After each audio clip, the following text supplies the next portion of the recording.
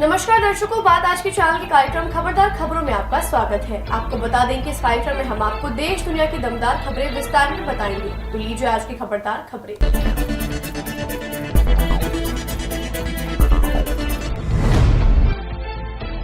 जम्मू कश्मीर के गांदरबल में हुए आतंकी हमले पर गृह मंत्री अमित शाह ने दुख जताया है। अमित शाह ने कहा है कि जघन्य कृत्य में शामिल लोगों को बख्शा नहीं जाएगा और उन्हें सुरक्षा बलों की कठोरतम कार्यवाही का सामना करना पड़ेगा।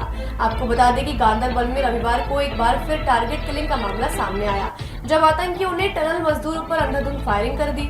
इसमें एक डॉक्टर के अलावा 6 श्रमिकों की मौत हो गई थी। इस पर अमित शाह ने कहा, जम्मू कश्मीर के गगनगीर में नागरिकों पर किया गया नृशंस आतंकवादी हमला कायराना हरकत है। इस आतंकी हमले की जिम्मेदारी लश्कर तैयबा के सहयोगी संगठन द रेजिडेंस फ्रंट TRF ने ली है।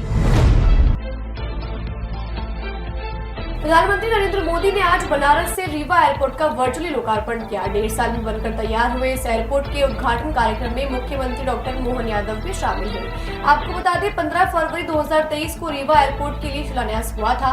इस एयरपोर्ट के लिए 500 करोड़ रुपए की राशि स्वीकृत की गई थी। एयरपोर्ट पर 3.5 मीटर हवाई पट्टी की चौड़ाई दोनों ओर है।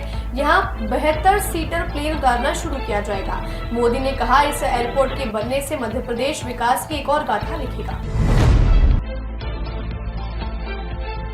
भारतीय जनता पार्टी ने महाराष्ट्र विधानसभा चुनाव के लिए 99 उम्मीदवारों की अपनी पहली लिस्ट जारी की है। इनमें 6 सीटें ST और 4 सीटें SC के उम्मीदवारों को दी है। 13 सीटों पर महिलाओं को टिकट दिया गया है, जबकि 10 कैंडिडेट्स पहली बार चुनाव लड़ेंगे।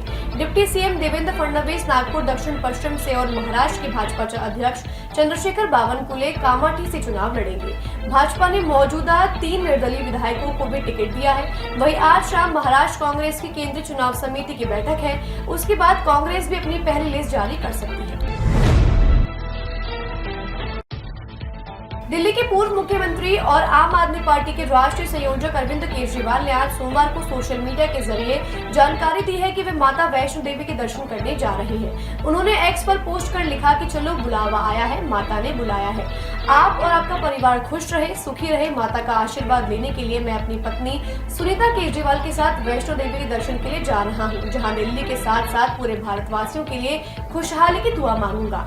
इस पर भाजपा ने तंज कसते हुए कहा कि दिल्ली वासियों और भारतवासियों के लिए दुआ करने से पहले माता वैष्णो देवी से अपने पापों का प्रायश्चित करें।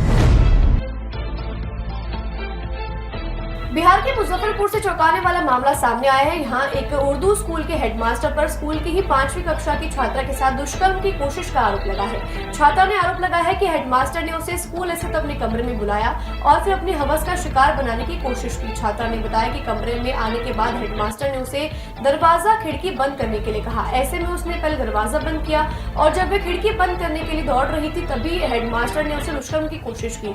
छात्रा द्वारा शोर मचाने पर पास ही काम कर रही एक महिला बंद कमरे की ओर दौड़ी। महिला के आने के बाद हेडमास्टर डरकर भाग गया और छात्रा की आबरू और जान दोनों बच गई। पुलिस फरार हेडमास्टर की तलाश कर रही है। आंध्र प्रदेश में घटती युवा आबादी पर मुख्यमंत्री चंद्रबाबू नायडू ने चिंता जाहिर की है। युवा आबादी और जनसंख्या दर को बढ़ाने के लिए उनकी सरकार नया कानून लाने की योजना बना रही है। इसके तहत आंध्र प्रदेश में 2 या 2 से अधिक बच्चे वाले लोग ही स्थानीय निकाय चुनाव लड़ सकेंगे। उन्होंने कहा, अतीत में मैंने जनसंख्या नियंत्रण की वकालत की थी, हालांकि अब राज्य में विकास दर बढ़ाने के बारे में भी सभी को सोचना चाहिए। उन्होंने दक्षिण भारतीय परिवारों से जनसंख्या दर बढ़ाने और कम से कम 2 बच्चे पैदा करने की अपील की है। नायडू ने कहा, दक्षिण भारत में उम्र बढ़ने की समस्या के संकेत दिखाई देने लगे हैं। चीन और जापान जैसे देश इस समस्या से पहले ही जूझ रहे हैं, जहां आबादी का बड़ा हिस्सा बुजुर्ग है। केंद्रीय गृह मंत्री अमित शाह ने आजाद हिंद फौज के स्थापना दिवस पर सभी वीर सेनानियों को नमन किया और पुलिस स्मृति दिवस पर उन्होंने शहीदों को भी श्रद्धांजलि दी। उन्होंने सोशल मीडिया पर पोस्ट करते हुए लिखा, वर्ष 2043 में आज ही के दिन नेताजी सुभाष चंद्र बोस जी के आजाद हिंद फौज के सेनापति के रूप में भारत की प्रथम स्वतंत्रता सरकार की घोषणा की और इस दिन को स्वतंत्रता दिवस के रूप में मनाया। यह ऐतिहासिक कदम अंग्रेजी हुकूमत के ताबूत में आखिरी कील साबित हुई। शाह ने कहा कि पुलिस स्मरण दिवस पर मैं उन शहीदों को नमन करता हूं, जिन्होंने अपने कर्तव्यों का पालन करते हुए सर्वोच्च बलिदान दिया। मैं उनको इन बलिदान के लिए दिल से आभार व्यक्त करता हूं, जो उन्होंने देश के लिए किया। बहराइच हिंसा मामले में इलाहाबाद हाई कोर्ट की लखनऊ बेंच ने बुलडोजर एक्शन पर स्टे लगा दिया है। कोर्ट के आदेश के तहत अब 15 दिन तक कोई भी बुलडोजर एक्शन नहीं किया गया है।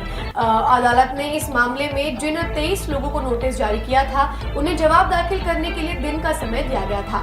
अब इस मामले की अगली सुनवाई 23 अक्टूबर को रखी गई है। वहीं इस मामले में उत्तर प्रदेश प्राधिकरण ने आरोपियों की अवैध संपत्तियों पर बुलडोजर चलाने के लिए एक ध्वस्तीकरण नोटिस जारी किया था, जिसके खिलाफ सुप्रीम कोर्ट में एक याचिका दायर की गई है और मांग की गई है कि सुप्रीम कोर्ट इस नोटिस के तहत होने वाले एक्शन पर तत्काल रोक लगाए।